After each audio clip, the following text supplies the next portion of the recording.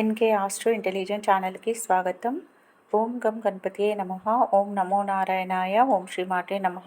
ఈరోజు మనం తెలుసుకోబోయే టాపిక్ బోన్ ఫ్రాక్చర్స్ ఎవరికి జరుగును అనే టాపిక్ గురించి తెలుసుకుందామండి. శని సూర్య గ్రహచేరిక అన్ని ఉండాలి. మ్యూచువల్ ఆస్పెక్ట్ పక్కపక్క రాశిలో అయినా ఉండాలి. ఒకరి నక్షత్రం మీదుగా ఒకరు +−3 డిగ్రీలో ఒకరి రాశిలో ఒకరు ఉన్న వీరికి బోన్ ఫ్రాక్చర్స్ అనున్నవి జరుగును. ఇక్కడ ఒక ఎగ్జాంపుల్ చార్ట్ ఇచ్చానండి.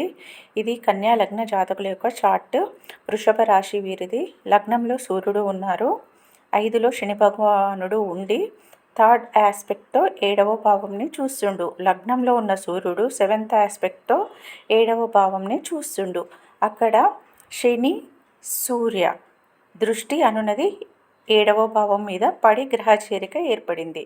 కావున వీరికి బోన్ ఫ్రాక్చర్ అయినది, బోన్ విరగడము జరిగినది. ఇది ఎప్పుడు జరుగుతుంది అంటే శని యొక్క దశ, సూర్య అంతర్దశ, సూర్యుడి యొక్క దశ, శని అంతర్దశ, లేదా గోచార గురువు యొక్క దృష్టి పడిన సంవత్సరము, లేదా గోచార గురువు ప్రయాణించిన